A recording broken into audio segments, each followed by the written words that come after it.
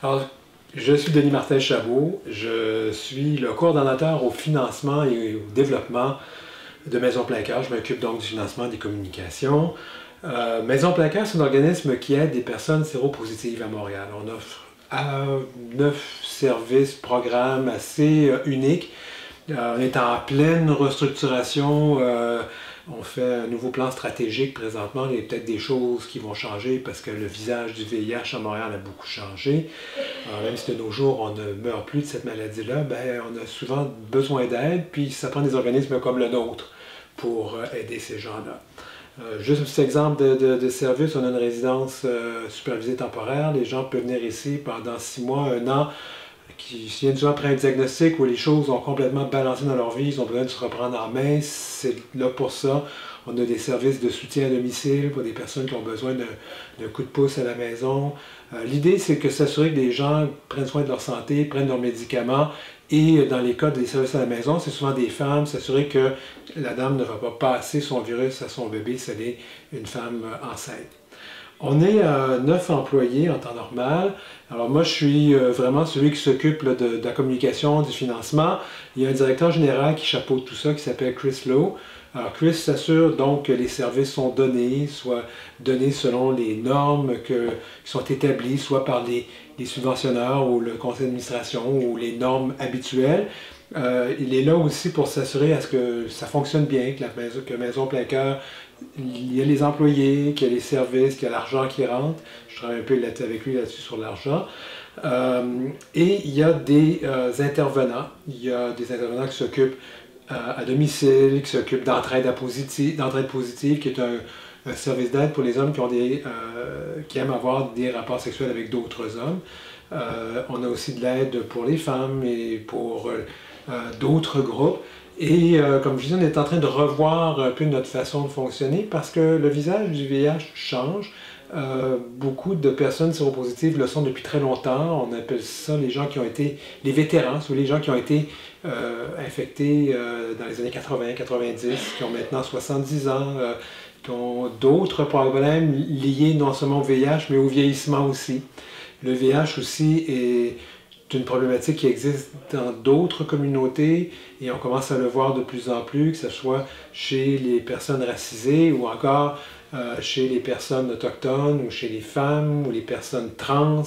Alors, c'est le genre de nouveaux défis vers lesquels nous allons à Maison Plein Cœur.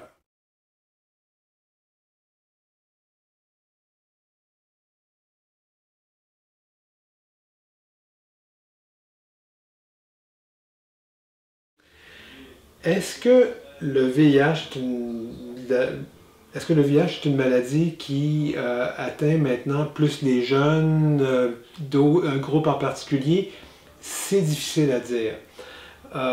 Personnellement, je suis toujours un peu perplexe vis-à-vis les chiffres parce que, il faut se le dire d'abord et avant tout, le VIH, ça se transmet par des rapports sexuels. En général, aussi par le sang, là, pour ceux qui utilisent des drogues par injection. La sexualité, c'est quelque chose de très compliqué. On peut comprendre sa sexualité, mais on ne comprend pas toujours celle de l'autre. Généralement parlant, chez les jeunes, le message de la protection commence à passer.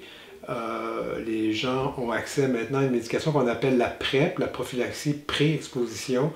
C'est comme une trithérapie, mais qu'on prend lorsqu'on est séronégatif et qu'on prend avant d'avoir un rapport sexuel avec quelqu'un d'autre qui pourrait être à risque.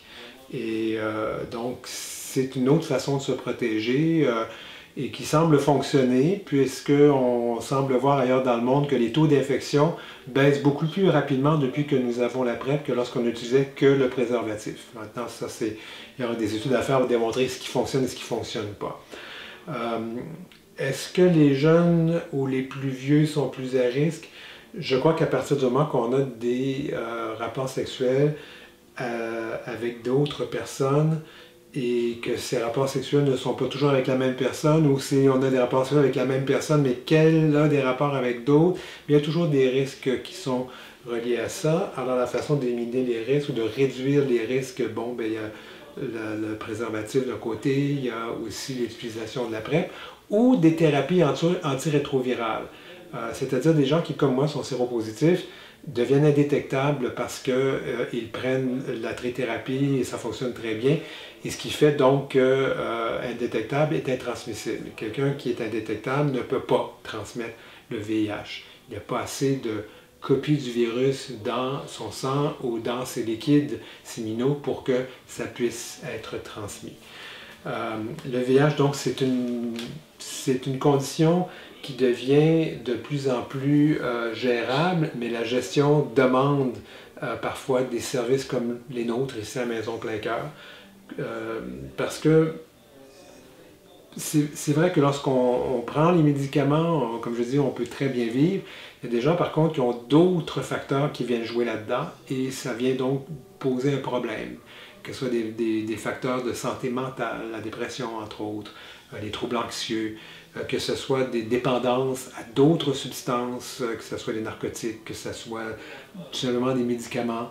Il y a d'autres conditions de santé aussi qui peuvent interagir. Alors tout ça fait que parfois, oui, c'est plus difficile pour ces personnes-là de se maintenir indétectables, donc, et éviter les problèmes de santé qui viennent avec ça.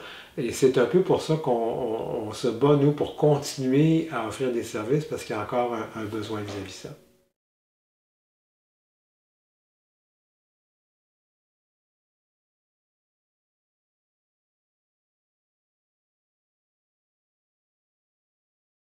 Alors, je suis arrivé à Maison Plein Cœur en 2017. À l'époque, je venais de prendre ma retraite de Radio-Canada. J'ai été journaliste là pendant plus de 32 ans et je voulais juste donner un peu de mon temps, donner au suivant. Alors, pendant un an et demi, je me suis occupé du centre de jour ici, tout en continuant d'écrire des livres et puis de faire des émissions de radio, parce qu'il m'arrive de travailler à vue et voix, et aussi de faire du documentaire. Et Maison Plein Cœur, pourquoi ça m'a intéressé? Comme je suis quand même une personne séropositive moi aussi, et je me disais, bon, redonnons un peu à la communauté, essayons d'aider les gens. Et en 2018, j'apprends que la personne responsable donc, des communications et du financement quitte Maison Plein Cœur et Maison Plein Cœur avait quand même perdu 100 000 $ de financement du fédéral depuis un an, qu'il fallait gérer ça. Alors j'étais un petit peu mal, je me dis, mon Dieu, je connaissant les services essentiels qui sont donnés ici, j'ai proposé, moi, de prendre la relève et de gérer donc les communications et surtout le financement pour les quelques années à venir. Je vais faire ça pour encore un an et demi, donc 3 ans en tout. Et ce qui m'amène donc à amener un peu mon expertise en tant que communicateur, parce que je l'ai été quand même, comme je disais, pendant plus de 32 ans à Radio-Canada, puis si on inclut ailleurs, plus de 35 ans, et je le fais encore aussi. Aussi mon expertise en tant qu'artiste, en tant que comédien, en tant qu'auteur, et d'essayer de mettre Maison Plein Cœur sous une autre lumière. On n'est pas un endroit, on n'est pas un mouroir, on est un endroit où il fait bon vivre, on est comme une famille, on est comme une maison. Et ça me fait plaisir de partager ça avec les gens, puis de leur dire, écoute, venez nous aider, parce que nous, on aide, on est vraiment utile dans la communauté. Comme je dis, personnellement, je suis séropositif. Je sens que lorsqu'on est séropositif comme moi, mais je suis quand même privilégié. Je suis quelqu'un qui a de bons revenus, j'ai un bon réseau, j'ai une bonne santé, j'ai pas d'autres problèmes de santé physique ou de santé mentale qui viendraient nuire à mon traitement pour le VIH. Ce qui fait que, et j'ai aussi le don de la parole, et ce qui fait que je me suis un peu donné ce mandat de parler au nom de ceux qui ne peuvent pas le faire encore parce qu'ils souffriraient de discrimination. Alors, je me permets souvent de parler en leur nom, puis d'expliquer que le VIH, c'est pas aussi compliqué et c'est pas aussi simple qu'on le pense. C'est pas la grande terreur qui va faire qu'on va en mourir dès qu'on a le diagnostic. C'est fini si on ne parle plus de ça. C'est pas quelque chose qui s'attrape en respirant le même air, c'est pas quelque chose qui s'attrape en buvant dans le même verre, c'est pas quelque chose qui s'attrape en s'embrassant.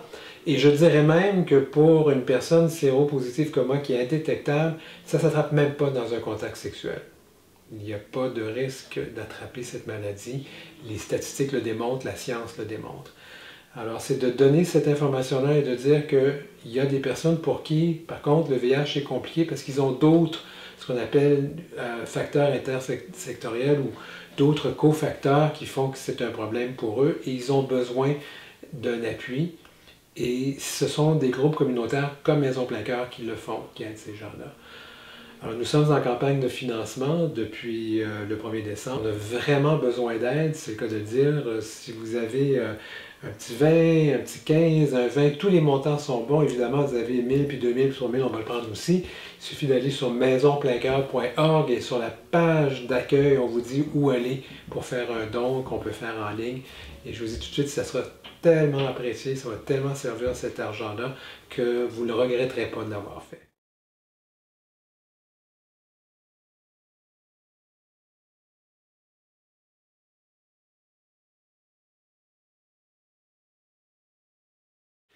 Alors, à Maison Plein Cœur, on a bon an, mal an, entre 8 et 9 employés, qui sont des employés absolument à temps plein, ou on en a un qui est à temps partiel, mais quand même presque à temps plein.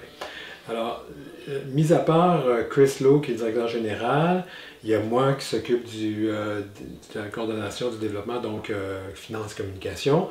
Il y a Danielle Groux, qui est administratrice, qui s'occupe de faire la tenue de livre, entre autres choses.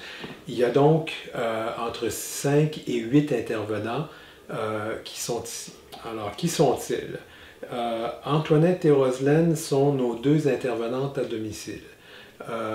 Elles s'occupent donc, habituellement, c'est surtout des femmes qui ne viendraient pas à Maison Plein Cœur. Parce qu'il y a toujours de la stigmatisation du VIH, malheureusement, encore, pour beaucoup de personnes, le VIH, c'est encore vu très mal. Donc, et si elles vivent dans des communautés, parce que souvent ce sont des femmes issues de l'immigration, des communautés où c'est encore moins bien vu, puis elles ont besoin de cette communauté-là pour fonctionner, bien, elles préfèrent ne pas venir ici pour ne pas être identifiées. Alors nous, on envoie des services très discrètement avec deux intervenantes qui font ça.